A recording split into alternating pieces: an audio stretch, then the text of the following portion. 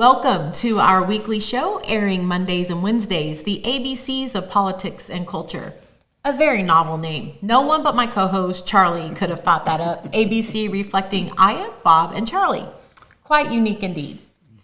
To my far left is Charlie, one of Oklahoma's finest and most well-known political activists, hailed for his conservative stances and, might I proudly add, a stubborn streak as wide as an Oklahoma tornado.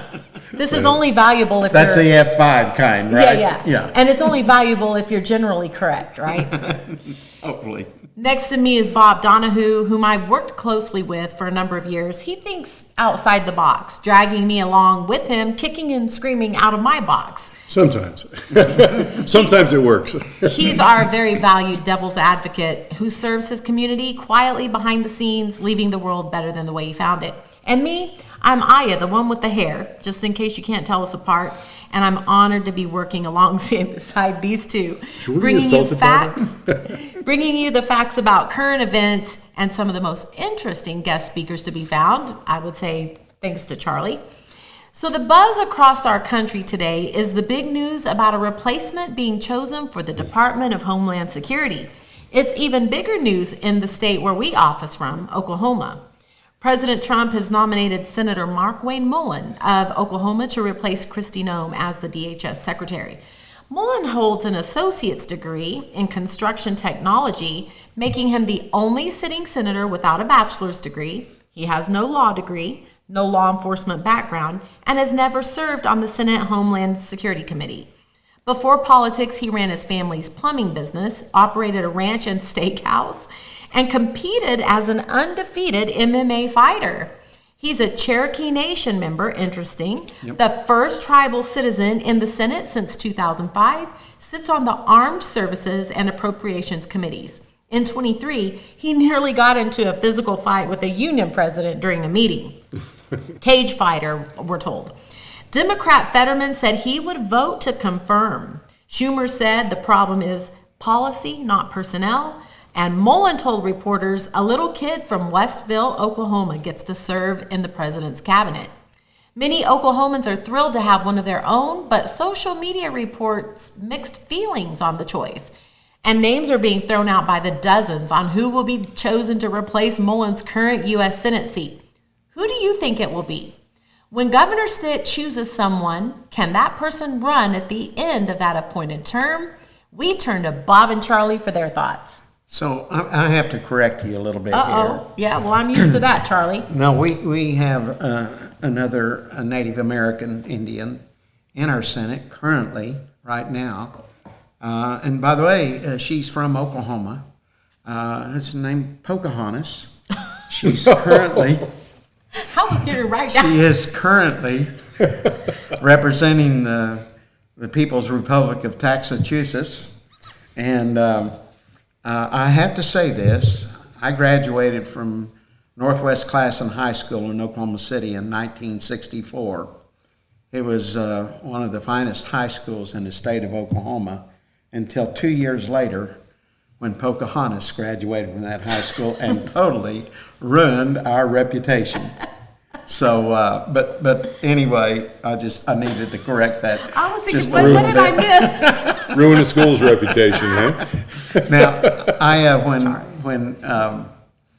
when the president chose Markwayne for this, it was like pulling the pin on a hand grenade and throwing it up in the air to see what would happen as far as Oklahoma politics are concerned. Exactly. It has set in motion a tremendous number of events here, and we want to talk about that some. A hot topic indeed. Right. So I believe, and I'm pulling on memory from an awful long time ago, well over 50 years ago, but I believe that Governor Dewey Bartlett was in office, and for some reason there was a vacancy in the Senate, and I believe he appointed himself to be a state senator at that time. And so then we come along to a time approximately 6 years ago, I believe, when Senator Coburn resigned, and that was a vacated seat, and we actually had to have a special election for that. The largest meeting that OPAC had ever had at that time was a debate between the three leading candidates for that Senate seat. And those three leading candidates were James Langford, T.W. Shannon, and Randy Brogdon. We had 283 people attend that meeting that day, and we had a lot of press there. And I did something very interesting in the earlier days of OPAC. You had to be a dues-paying member before you got to vote on anything. So I would pass ballots out to our dues-paying members before the meeting started, and I knew who they were. And but that day I made two color ballots, one for our dues-paying members and one for people who weren't members. I just wanted to see if the straw poll afterwards, if there was a significant difference between our members and people who weren't. And it turned out to be very little difference. I was really, really impressed with that. Some members of the press expressed to me how impressed they were with the organization, how well that meeting was run that day, and things like that. I thought it was very, very, very interesting, very important. But after that, we had legislation passed, and the two authors of that legislation currently serve, one as President Pro Tem in the Senate, and the other one Speaker of the House. And they knew that going forward in the future, if it's very close, and it was at that time, you don't want to wait 4 to 6 months for a special election. That would leave the balance of power in the Senate. It could alter that for some period of time. And therefore, we passed legislation that would demand the governor come up with an interim to serve in that position, can appoint that interim. And now, in the legislation, that interim can't run for re-election. However, the truth is, I don't think that's constitutional. What they will do is have them swear to an affidavit that they won't run, but there's not really a law that would keep them from running. No enforcement mechanism. No enforcement mechanism there. And the enforcement mechanism is if you swear to that and decide to run, then ultimately what you would be looking at is someone breaking the word, which wouldn't be particularly good for a candidate to do that. So anyway, there are several names that have popped up. Before you go, Okay, sure. Could you explain what the thought process is behind someone who's being appointed not being allowed to run? Is that because of influence or? No, that's the same with our state superintendent of schools that was recently appointed by the governor. He cannot run, or at least he said he will not run, and I don't believe he will. It's, I think, to give so that the governor does not have an advantage of someone that he would appoint, to have an advantage and make it a less fair election. You know, I believe that's pushed it. by the appointer. You know, all of a sudden the governors. Yeah, on this, I haven't actually looked up the calendar on this. Is this soon to be open Senate seat? Is that up for election, this coming general election? Yes. So it is. So in April, they need to file. April 1st, 2nd, and 3rd. June's the primary. Yes, and by the way, I mean, this is very short because today is March the 9th. We're less than it's crazy. We're less than 3 weeks away. And so whoever's going to actually run for that seat on the for the next 6 years, those people, and we're going to discuss names here in a minute, but those people have got to make their decision right away. And jump into this race. And some of the people who are perhaps already have chosen races to enter, Now they're considering that race, That's which right. leaves more room for those. More vacancies. It's very interesting. I have an idea here. Let's go over the names that are likely for the governor to appoint to serve out through the end of the year until the next person's elected. Now, you know there's people losing sleep over this, right? There are. There are. But what I want to do is we'll go through the names. Okay. There may be more than this, but I think this is a pretty complete list. And I'd like for each one of us, Oh, dear. starting with you, Bob, Started with me? yes, to pick the name of the person you think the governor will put in this. So Oh, let I me can go explain through my the names. reason why, right? Oh, you Yes. sure can. You sure can. So let me go through the list. And Charlie's going to go last because he's going to be right. You know he is. Well, I'll let. No, I don't know about that. We'll let you be next. And See? so yes. What, I had to go first. All right, okay, I'll go Because first. I No just worries. know whatever Charlie says. So the first one on the list is Nathan Dahm. Yeah.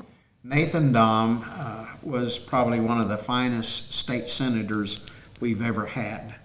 OPAC had a huge deal in getting him elected. When he first ran, he ran against a millionaire, and OPAC raised most of the money. We maxed out to him at $5,000. I got on the phone with people and urged them to contribute to him and raised additional money for him. His total and for a primary and a primary runoff was $29,000 against a millionaire that spent, probably a couple $100,000. Nathan won that race. And he was so young. Yes, he was very young. Nathan is, he grew up in a missionary family, has done missionary work himself. He's actually run for the U.S. House of Representatives twice. He's lost both times. But he was an excellent senator. He was a terrible state chairman of the Republican Party. He served in that for one term. Nobody can figure out why he did such a poor job there, but he was absolutely a fantastic state senator. So that's the first one. If anyone else has anything to say about Nathan, go ahead before we go to the next one. Actually, I would like to add a comment, but go ahead. You know, when he was in as senator, he reminded me somewhat of our esteemed Jason Murphy in the way that he voted and such. My observation was when he was in the legislature, he was kind of a lone wolf. I didn't see You a lot talking Jason or Nathan? Nathan. I didn't see a lot of reaching out and drawing people into his mindset. And so I think when he did become the chairman, he was kind of still in that mode. Yeah. And we really needed someone to unify and bring that huge group of people together. I think it was just a personality. Well, let me tell you difference, how you know? bright he is. He has memorized the U.S. Constitution and our Bill of Rights and all that. And he's probably more familiar with our state constitution than anyone down there. I won't say he's memorized it. Who could memorize something as large as the Bible? That's a bit of an exaggeration. Yeah. But he was very skilled at making sure certain legislation got heard when the big boys didn't want it heard. And he was skilled in ways to shut it down. And they would finally give in to him. I mean, he's brilliant. And I've known him for a long time. I went on an American Heritage tour with him to Boston and Plymouth. And just a super guy. And so, but anyway, any other? Actually, I'm going to add one more thought to that. The whole his ability to interact with others and work with others. There was, he had 12 years in the state senate. And there was a period of time, yes, because of his principles and where he stood on various legislation, he was not really favored to advance in leadership, to put it lightly. Yes. But on the other hand, there was a period of time when the members of the Senate were actually electing their members of leadership. And during that period of time, he got elected, and he was in leadership by his fellow senators. So I would argue that he was liked. He was favored by his peers, by his To fellow the senators. conservative ones. Right, and it was enough to get him into some level of leadership. Now, I'm not saying those rules changed, all right, and they're he was out of favor, by the time he left office. Yeah. But he knows how to get along when he wants to. Next name on the list is Harold Hamm. Harold Hamm is the founder and CEO of Continental Resources, which is one of our large oil and gas companies. It's the only large one remaining. Their headquarters in Oklahoma. Now, it's not a publicly traded. It used to be publicly traded. About 5 years ago, he took it private. There's reasons for that. You don't have to spend all the money keeping things regulated for the stock market that way, and so you're able to save a lot of money if you go private. He's generally speaking Oklahoma's wealthiest individual. He's worth probably, depending on the price of oil, probably worth $20 billion. And Probably $30 billion this week. yeah, maybe this week he's worth The oil going $30 up. billion. That's true. And anyway, I've got a good friend, it's an oil man from Ada named Mike Cantrell. And Mike has worked with Harold in the past and served him. Has known him for many years. And Mike says he's probably the best oil man he's ever seen as far as finding and producing. He's also a very close friend to President Trump's. He was recently at a round table, the energy round table concerning what they're going to do in Venezuela, and Trump had him speak.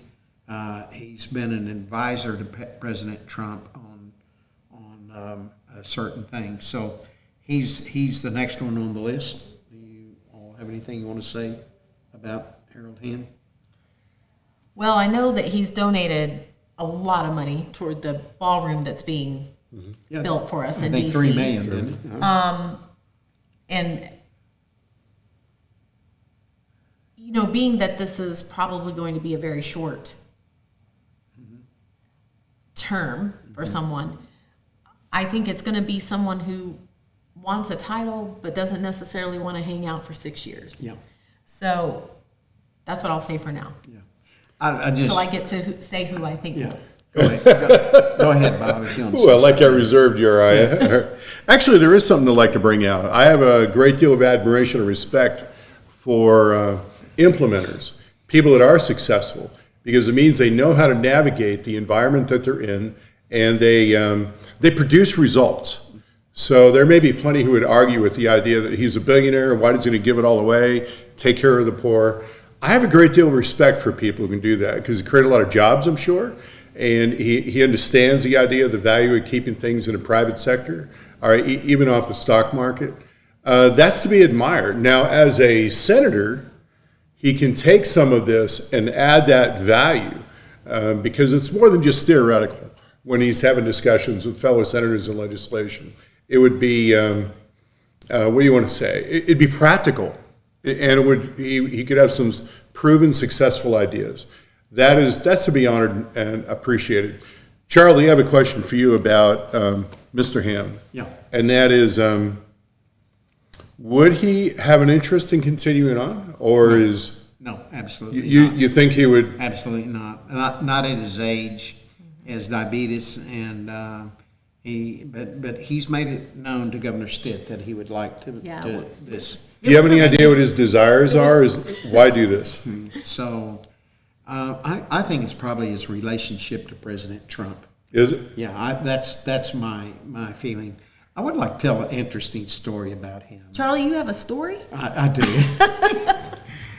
A number of years ago, and I'm going to say it was 15 or more, I'm not for sure, there was a radio talk show host from North Dakota, and he was called by some the Rush Limbaugh of the West. He had written a book, and the Harold Hamm is the biggest player in North Dakota that there is in the oil and gas industry up there. He really developed that. And evidently, this radio talk show host was very helpful to Harold. There were many things with their equivalent to our corporation commission that were needed. This fellow knew those people and had them on his program and everything. It helped Harold a great deal. Mm-hmm. So this fellow had come to Oklahoma, and I was tasked with taking him to Tulsa to speak. On the way back from Tulsa, he got on the phone in my car with Harold Hem and asked him if he would contribute $1 million to a Catholic university in North Dakota. And Harold Hem agreed to do that night. Do you remember his name? I don't. Okay, I was trying to find that. Yeah, I wish I could. But anyway, so the next one, unless there's anything else we want to discuss about Harold. I have to go first, huh? Yeah, you will. We got who's the next three one? more. We have All three right. more to discuss. Dustin Hillary. Now, Dustin Hillary is from the Lawton area, and they own the newspaper in Lawton and other things. Mr. Hillary's very wealthy and has, I think, is probably a very close friend of governors and the governor, and has helped him in his elections and things like that. Any other comments on him? I don't know a whole lot about him, but that's the main thing. Actually, I do have thoughts on the idea of the next two. If I could bring up the next one. Sure. Let's see. I was looking at your notes. David Ostro? Yeah. Ostro? Yeah. All right.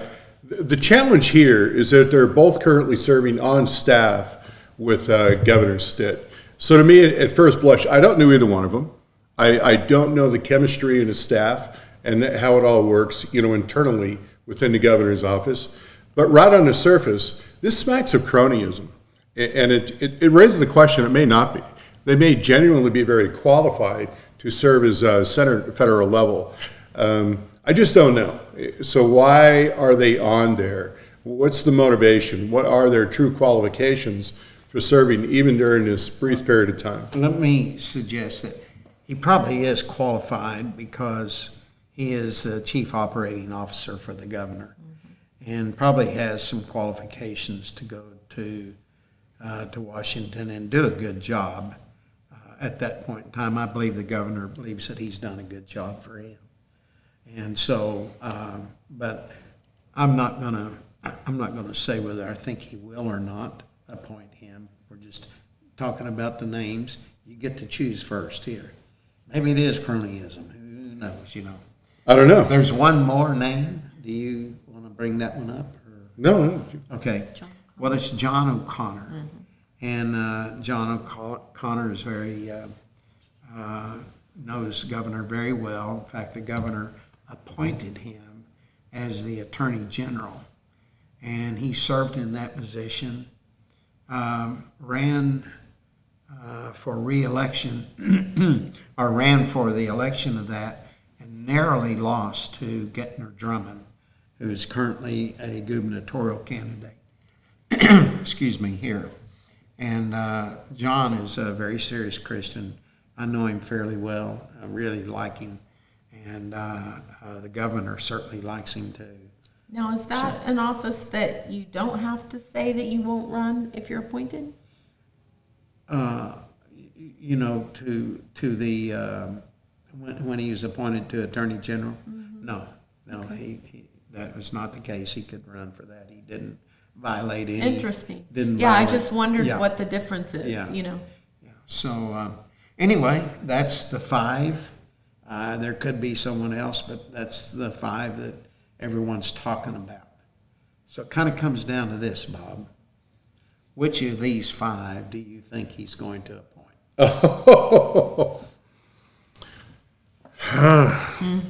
I'm telling you. In my own thinking on the idea of who the governor is going to appoint, I find myself asking the question, who's likely to run for office for the next election to fill this position? And one of the things that's going to happen in that office is because it's only a month from filing.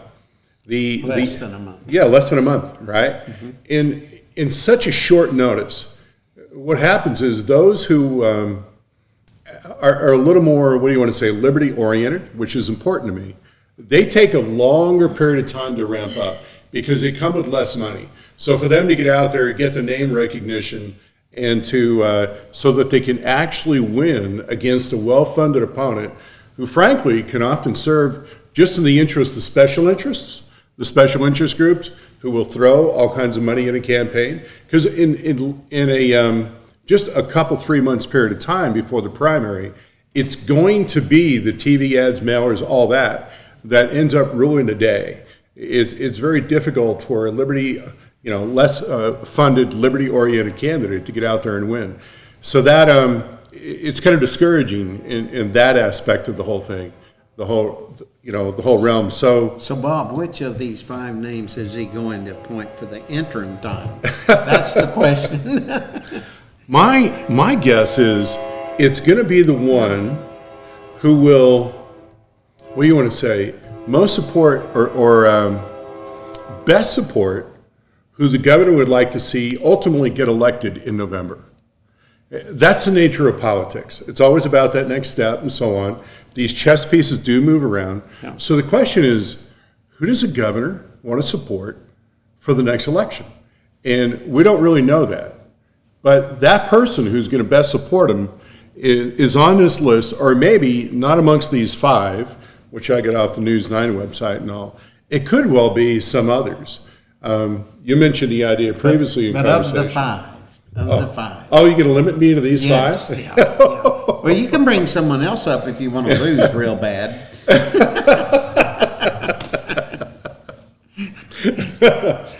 You're going to nominate. We would like this selection before we run out of time. Right. Well, I think it's going to be Aya Kelly. I would tend to believe he may well go for Harold Hamm. Okay. Aya, who is your selection? Yeah, so I think some of these on here, might want to run.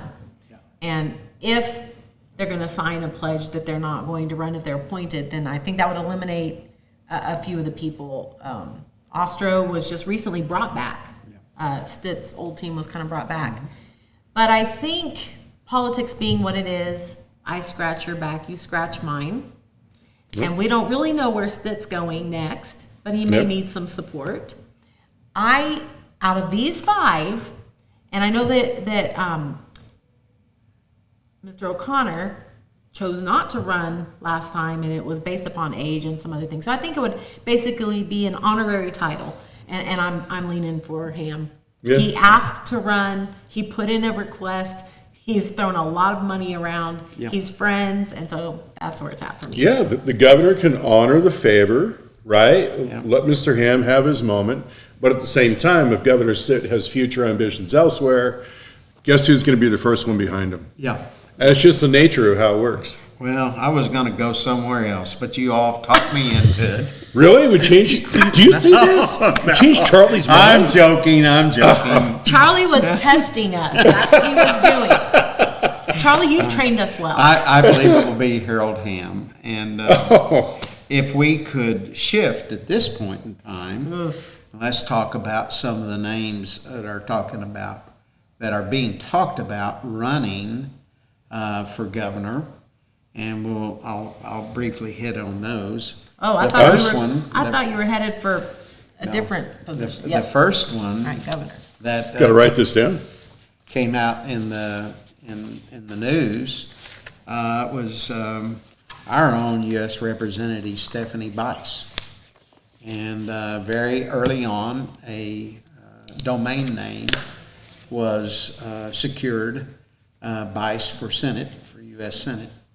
And that led a lot of perspective about her running. She has well over $1 million right now. Now, that's not enough for that seat, but, it's a matter of whether or not she can raise more money. Currently, she's really favored by Tom Cole and Speaker Johnson in the U.S. House. All the leadership will be very supportive of her, I think. And so I think she's a viable candidate. I probably am going to call her and urge her to run myself, and we'll see. The next one being talked about is another U.S. Representative, Kevin Hearn. And he is our U.S. Representative for basically the Tulsa area, the District 1. Kevin is very wealthy. He's owned a lot of McDonald's, and could put several $1 million in the race if he chose to do so. Another one that has been mentioned is State Senator Dusty Devers from Elgin. I personally, I'm just going to tell you this would be a huge mistake if he ran for that office. Now, with that said, if it's his midterm, in other words, if his election for state senate is not until 2 more years, he could run, and if he didn't do any good, he would still be a senator. However, if this is his election cycle, he can only choose one or the other to run for. He'd either run for the U.S. Senate or his state Senate seat. I think I don't think he's. No. a viable candidate, but the name has been thrown out. I mean, I there. don't think this is his. I think this is his mid. Yeah. So he'd maybe get his name out there, and I'll be honest with you, he probably could very possibly end up in the U.S. House should Tom Cole retire. Couldn't beat Tom Cole, but should Tom Cole retire, and that's probably within 6 years. Tom's my age or a little older, and it's very strenuous to serve. Tom Cole is a very powerful position. He's the budget director in the U.S. House, and so I think that Dusty Devers could at some point in time run for that position. Dusty's one of the most conservative state senators that we have there. The next one I want to bring up, now this is going to surprise people a lot, but I think there's a very good chance that Governor Stitt will run for this office. And just a little bit of information that we all knew at one time, but back when he was running the first time, we had heard that he, with $150, he bought a computer and he started his own business and created one of the larger mortgage companies in the United States and became a multimillionaire. And so Governor Stitt would have plenty of money. He has a lot of name ID, obviously, more than anybody on this list here.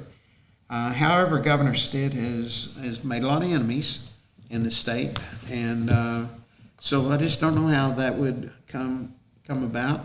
He had a lot of enemies when he ran for re-election, and I wasn't for sure he was going to make it, but he pulled out a pretty healthy victory in that. And he's actually, when I was a county commissioner, he had a getaway place in my district.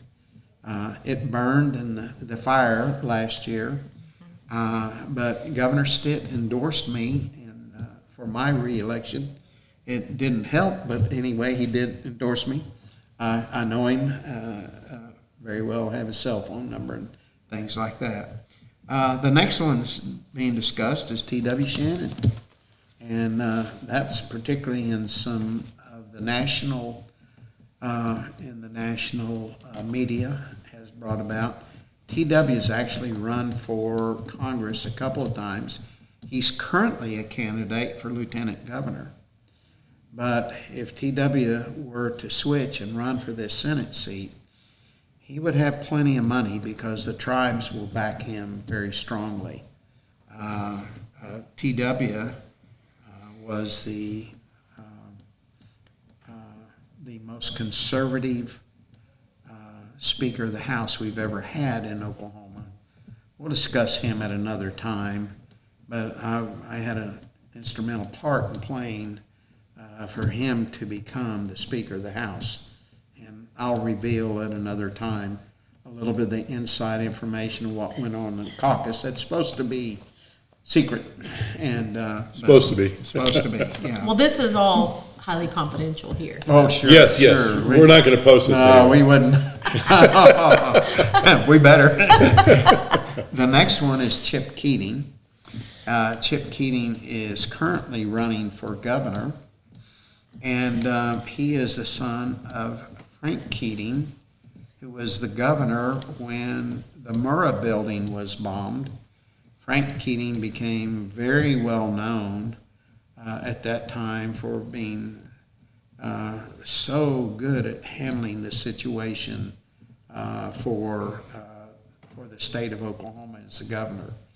And so Chip is his son, currently running for governor, but if he had an interest in serving in Washington, he again would have plenty of money. And then the last one I'm going to bring up is Gettner Drummond, currently our state attorney general, currently running for governor. If he had a desire to be in a U.S. senator, he again would have a lot of backing. He's personally wealthy, very, very wealthy himself, and he would have a lot of backing from the tribes.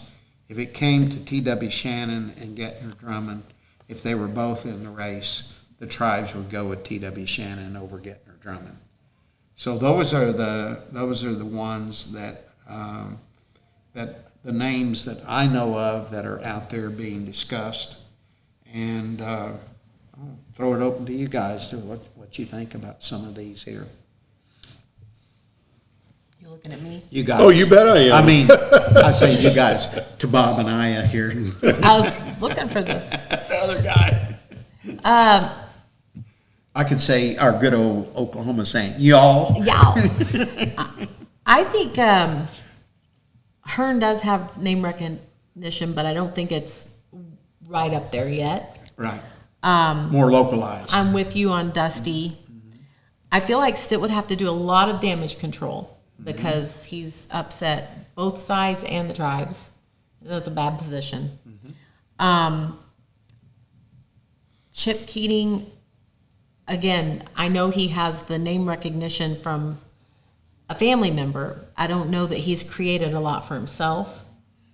And so I would really say the forerunners in this would be TW and Vice. TW's been working for President Trump.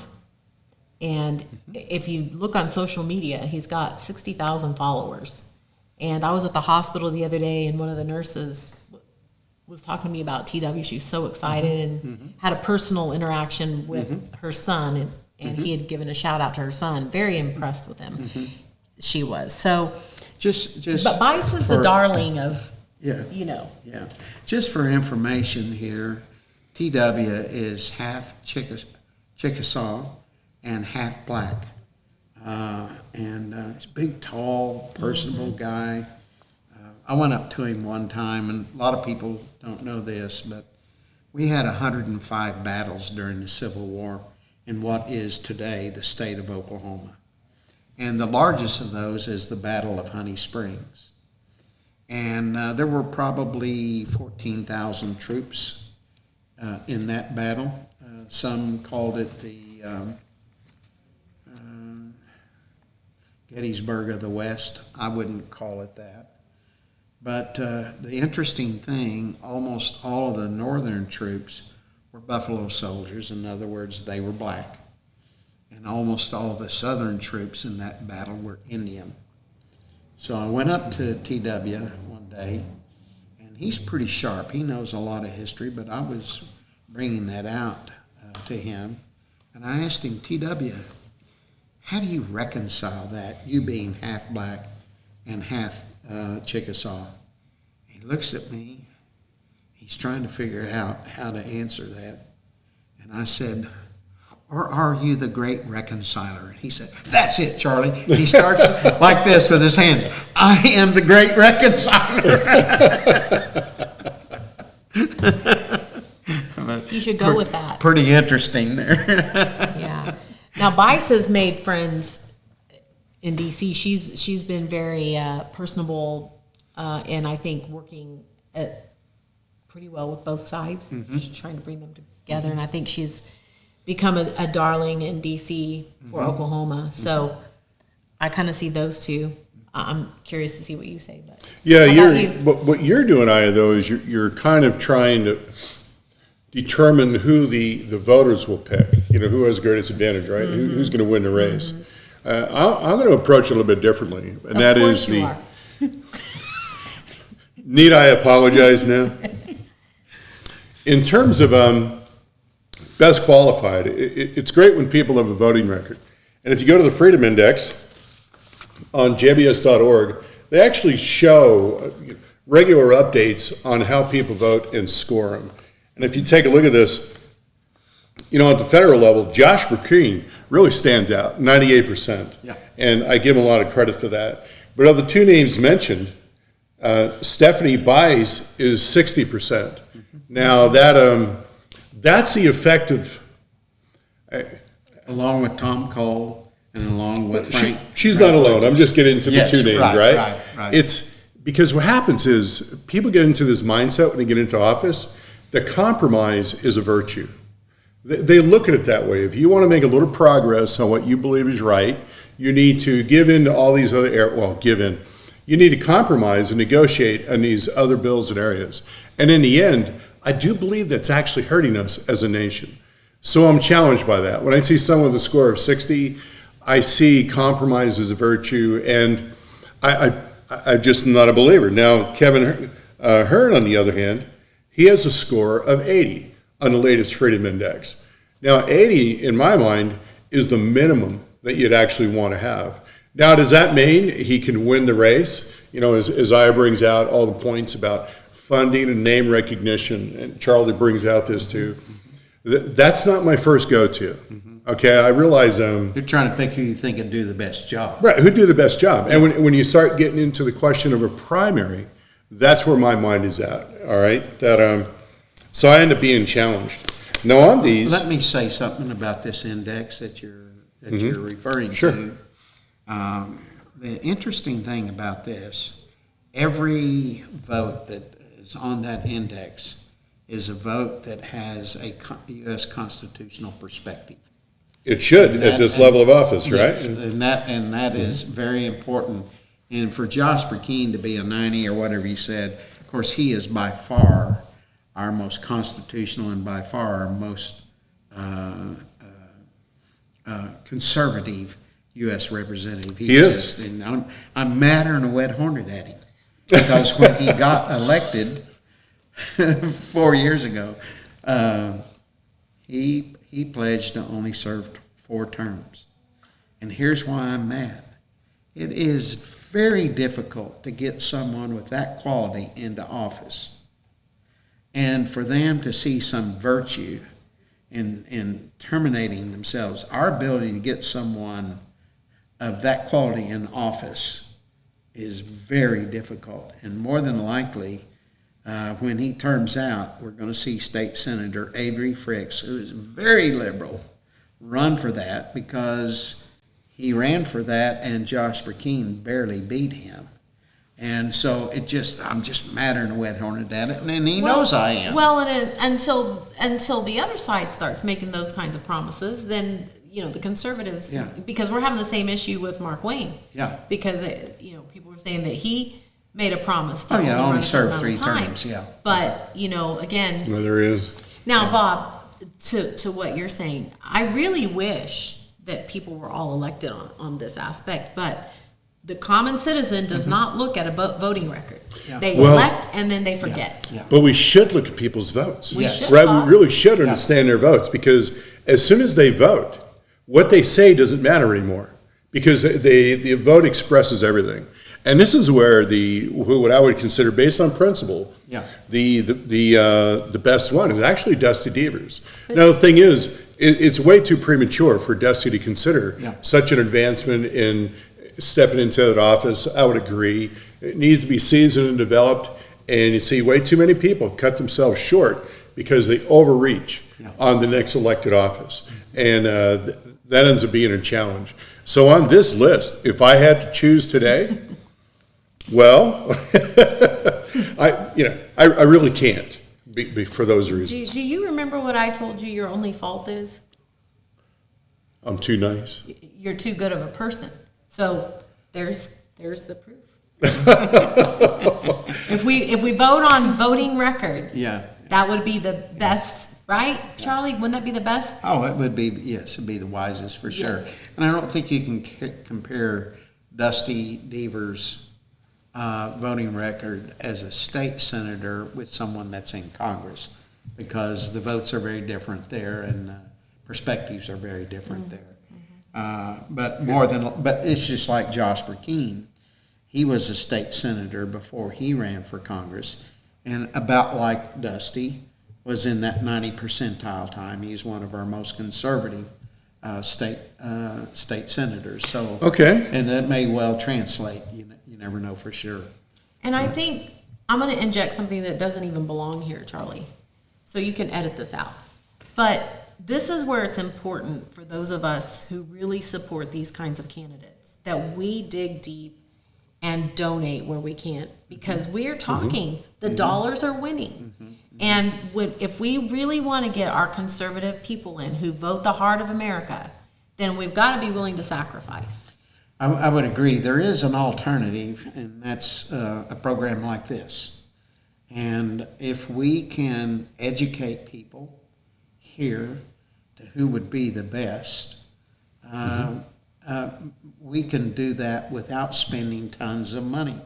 Now, tons of money are going to be spent, but I think our job is to, or one of the things I think we hope to accomplish, is try to give the information to people that would help them make that selection and do a good job in that. Yes. And TW is originally from the Lawton area, and we will be having in Stevens County, which Duncan, that's the home of Halliburton. That's where Halliburton was first started. They have a fish fry every year down there. It is the largest gathering of Republicans outside of the state convention and anywhere in the state of Oklahoma. All of these candidates will be at that. I forget the date up. I've got it written down there. May 20th. But we will have a booth there, and it'll be really interesting. The speakers will be a gubernatorial forum at that. It's not terribly expensive to attend. I think maybe $10 or $12, something to that nature. It's a huge fundraiser, and we'll give a report on that later on after we get back from that thing. And I'm looking forward to it. yeah. And those tickets are available now online. People need to, Yeah. May 23rd. May 23rd, okay. So, any other thoughts on this list of people? And I guess we can talk about who we think will win and who we think will run and who we like. And It's going to be a money race. It's too short. yeah. So obviously, the governor would have, I think, close to the advantage there. Certainly, Harold Hamm could help him. And, of course, we're limited on the amount of money that you can give to a candidate there. But there is this dark thing money. called dark money. Yeah. And so many of the ads will be run by independent groups. This is not illegal, but you may not know who the one contributing to that. But if Harold Hamm wanted to write a check for $5 million, he could do that. Or he could put $10 million in it. You never know. And then, of course, Governor Stitt is very wealthy himself. So I think I would put, as far as someone likely to run, Stitt. I believe everything I've heard is he wants to run. And I think he will be one of the best financed ones. Whether or not he can overcome his negatives will have to do with Yes. whether Good he's point, elected Ty. or not. But what about this? Is Trump likely to make an endorsement? Because it won't be Stitt. It won't be Stitt. Trump does not like Right, Stitt. right. And And in Oklahoma, a Trump endorsement is going to go a long Yeah, way. it'll be a very big deal. But I think that Harold Hamm could influence Trump's endorsement, and so Well, I don't know. that's an interesting thing there. He already got the money for the ballroom from Ham, though. He's already got that. He and Harold Hamm are very close. They really are. And so I think he would have But- a hard time endorsing yeah. Governor Stitt. So I think probably. I'm going to have to remember that, I Aya. hold We're going to have grudges. to remember that Bob. I comment. hold grudges. Well, if Kevin Hearn runs, he will be well financed. Now, most of that'll be his money, and I agree, he doesn't have the name ID statewide that some of the others do. And then, I don't think Gutner Drummond will run for this, and I really don't think Chip Keating will. Those names have been thrown out there. Now, if they did, that would pull them from the governor's race, right? That's right. You only they file have for to one. file for one or the Yes, other. the same yes. time. Yeah. So we'll know by April 3rd. Well, that would help That's some the third things day. out from our Yes. Yes, perspective. that's right. Yes. That's right. It would. But we're trying to do this now. Yeah. At this point in time, we'll know more about it, and after filing date, we'll come back April and 1, we'll touch have this. a great Yeah. show after April. We will, 1. because it'll be interesting to see who files for what office. Yeah. Not only at the federal level, but even within the state. Yeah. Because we got there. There are many statewide. We've got light governor. We've got governor. We've got attorney general, corporation commission, labor commissioner, insurance commissioner, big state list. treasurer. I think Todd Russ doesn't have an opponent. He may be the only one that doesn't have an opponent, and he is an excellent state treasurer. And also, there's a lot of those, and then we have lots of state Senate and House races. We will probably interview many of the people running for statewide races here on this program, and I'm thinking the format will be in an hour long, 30 minutes, one half of the program with one, and 30 minutes the other half. So you can take Attorney General, for example. There's only 2 running for that, and so if we could have, one of them half hour and the other one the other half hour. Yes. And those are both right there where people can make their comparison on that. And in the midst of this is a very busy season. Most of this will be decided in June, in the election in June. And there will be some runoff. You have to understand, in Oklahoma, Democrats no longer stand a chance on a statewide ballot. And there's just a handful. Our Senate is 40 Republicans, 8 Democrats in our Senate. Those numbers aren't likely to change. Those 8 are strongholds of Democrat, people in the state. And in the House, we're about 82 or 3 Republicans to around 19 Democrats in the state House.